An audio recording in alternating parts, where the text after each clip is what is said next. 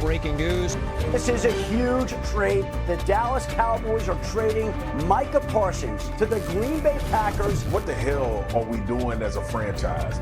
This is a gamble. A gambler should not have taken. This is a microcosm of what's been happening with this franchise. This is a dark and sad day. You know, there's nowhere else to start NFL Live today. An enormous trade of an All-Pro a week before the season. Micah Parsons, a Packer, a North Star. Dallas trading maybe the league's most consistent pass rusher to Green Bay. This is the one. We'll get to the how and the why and the now what's over the next hour. The headline, again, worth repeating. The Packers traded for Micah Parsons. The Cowboys get Kenny Clark and 2 first-round picks in return. As for the money, hey, money talks, and this number yaps. Parsons gets $120 million fully guaranteed, the most by a non-quarterback in the 125-year history of the National Football League. New on NFL Live, reaction this afternoon from Cowboys players and coach. I think, we just went through the whole process, and at the end of the day, it was unanimous. This is not something we came about. It wasn't something where it was like an overnight thing. We had talked about it, and at the end of the day, I think when you look at a football team, when you can potentially add up to 4 or 5 players and things like that, it gives you the ability to do some things. We were certainly excited about the addition of Kenny Clark. You mentioned your conversation with Jerry. What was his main message to you? Man, this trade wasn't getting done unless I was in it, and that made me, feel wanted right there. Man, I'm happy to be here. How did you find out about the trade? I got a text from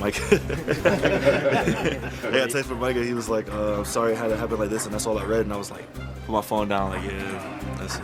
Of course it changes a lot, but at the same time, this whole entire camp, we were, he wasn't practicing. So, it's, like I said, it's still a surprise, but, we kind of been practicing. So we're just looking forward to going into week 1. We'll see what happens with Parsons' absence, but his impact every season of his young career is undeniable. Not just 4 Pro Bowls in 4 years.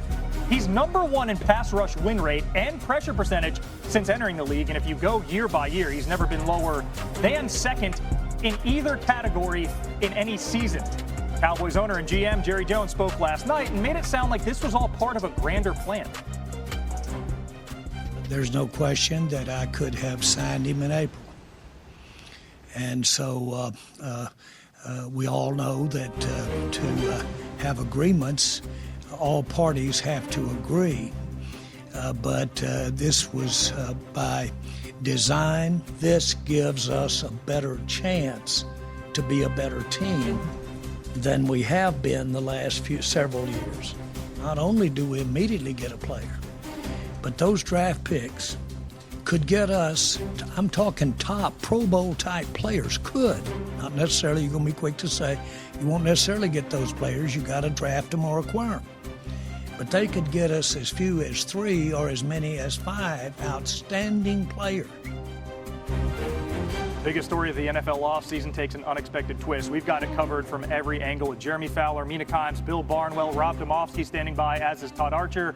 I'm Phil Murphy. Jeremy, it wasn't that many days ago. The likelihood of this trade seemed remote. What are you hearing about why the Cowboys ended up doing this? Well, Phil, the Cowboys decided early this week to just cut bait. They realized that whatever deal Jerry Jones thought he cut with Micah Parsons back in April in the meeting rooms, he thought he had a deal with the player. They were not accepting that. The Cowboys realized that, and the offers got a little bit better. I was told that team CEO Stephen Jones told the Packers or other teams, hey, it's going to take at least 2 ones and an impact defensive front player. And the Packers had the best package of them all. There were multiple teams involved. And so they sweetened the pot and got it done. And so this is a situation where there was just a fundamental difference between how the player's agent viewed the situation and how the owner viewed it. They just could not reconcile that in the end. Yeah, I mean, just bluntly, I have yet to hear a coherent football defense of this from Dallas's side. If the argument, and we kind of heard Jerry spell this out, is they wanted to get better on run defense in the short term while also getting better on the long term with draft picks, it's not a good case. First of all, if that was the thinking behind it, then they should have made this move back in the spring, when I have to believe they would have gotten a better return than this. A player who was a better run defender than Kenny Clark at this point in his career. Draft picks that were better than the ones they're likely to get from Green Bay, which are probably going to be near the end of the first round based on how good I think this team is. Draft picks that they could have spent this year on the likes of, Tyleik Williams, the run-stuffing defensive tackle who went to Detroit. This makes the Dallas Cowboys a significantly worse team this season, and beyond that, it's entirely speculative. Sure, one of those late firsts could be Micah Parsons, but history suggests that is not going to happen. So if I'm a Cowboys fan, I'm absolutely furious because the process behind this has been so utterly flawed. Yeah, Jerry Jones framing this process as logical and getting to a point that made sense does not really add up. By his own account, in March, Jerry Jones thought he signed Micah Parsons to an extension. And now we're sitting here in August, several months later, and he suddenly realized the Cowboys had a bad run defense? Nothing's changed between March and August when it came to the Cowboys' run defense. It was bad in 23, it was bad in 24. Nothing has changed. The old 22 existed when Jerry Jones made this deal with Micah Parsons in March. The reality is, what Jeremy said is absolutely correct. The Cowboys just woke up and decided we are not getting a deal done. And so at the end of the day, they took the best offer that was available. This is not a Herschel Walker trade. This is not an overwhelming offer. It's not unreasonable. It's not a terrible decision, but it is one that does not make any sense for the Cowboys in terms of where they are right now versus where they were. Yeah. Earlier this week, we were speculating about which teams might be interested in putting together an offer, and we were coming up with the entire NFL, right? But the reality is the NFL season starts next week. So, and as great as Micah Parsons is, and as much as many teams wanted him, this is not the optimal time to trade a player. So, to me, you can't argue if you're Dallas that there was coherent logic or process behind this because they clearly changed their mind at some point this summer. And the fact that they did, and the fact that it clearly seems to be about the negotiation and Jerry's, frankly, outdated interpretation of how that thing should go. The reality is, guys, if he was a GM and not the owner of this team, he would not have a job, in my opinion, after this season.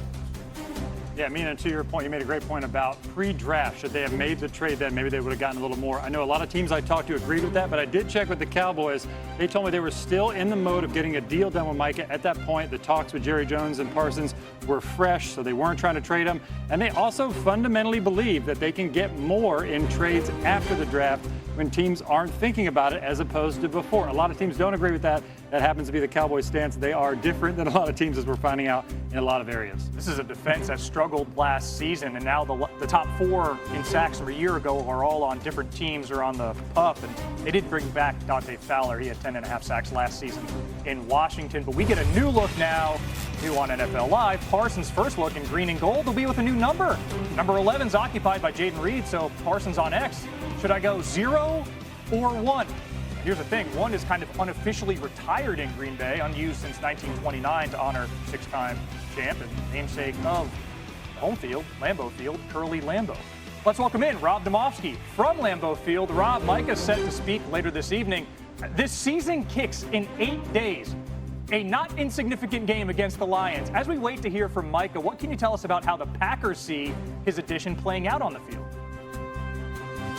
Phil, we've spent so much time the last 23 hours talking about how this deal went down. But let's talk about how it helps them on the field right away. One of the things that they identified coming out of last season was a weakness with their pass rush. They watched how the Philadelphia Eagles steamrolled everyone, including the Packers, on their way to the Super Bowl, and they did it with mostly a 4-man rush. Yet the Packers went through most of the offseason without any significant additions to that position. Now, Coach Matt LaFleur took matters into his own hands by making a change at the defensive line coach, and then the guys have raved about new line coach DeMarcus Covington. But Jeff Hafley's defense, as good as it was last year in his first year as a coordinator, and this was a top 5 unit, the one area that they really struggled in was pass rush. They were in the bottom third of the league in pressure percentage. Their sack numbers weren't bad, but coaches say all the time it's more about pressures than sacks, and their pressure numbers were at the bottom third of the league, and we all know that's Micah Parsons' special. Margins are small in this league. This is a Packers team that made the playoffs in 5 of 6 seasons under Matt LaFleur, but just 3 wins total in those 5 postseason trips. Rob, thank you.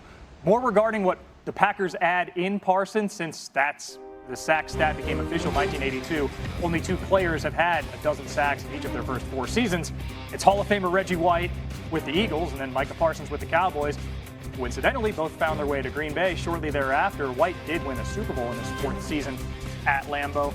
You know, White's sack numbers year 5 dipped all the way to 11, so he kept that form going, had 198 in his career. I mean, he was 31 when he got to Green Bay. Parsons is 26. What does this deal mean for these Packers? I think it makes the Packers a Super Bowl contender, a Tier 1 team in my mind. Last year, Green Bay was the only team in the entire NFL to rank top 5 in both offensive yards per play and defensive yards per play. They are deep, they are young, they are extraordinarily well coached. What they needed was a star wide receiver, and they're hoping, obviously, that their first-round draft pick, Matthew Golden, can be a true one, and a star edge rusher. Rob alluded to this. As good as the defense was last year, and they were top 10 in most advanced metrics under their new defensive coordinator, Jeff Hafley, they were not particularly good at getting to the quarterback. In particular, that 4-man rush ranked near the bottom of the league in pressure rate and pass rush win. When they rushed 5, they were much better because Edgerrin Cooper is such an outstanding blitzer. So you need pass rush, and you go out and you get Micah Parsons. That is like bringing a bazooka to a knife fight. I'm sure in their wildest dreams back in the spring, they didn't think that they could get this player. And the fact that they did, again, just makes this team an absolute a force to be reckoned with, in the NFC. And I'm excited to see it play out. Yeah, it's going to be such a exciting addition for the Packers. And he's a single-handed superstar edge rusher. He makes everyone else better. There's going to be everyone else on this line improving, having more one-on-ones, because teams are going to shield their protections towards Micah Parsons. But ironic,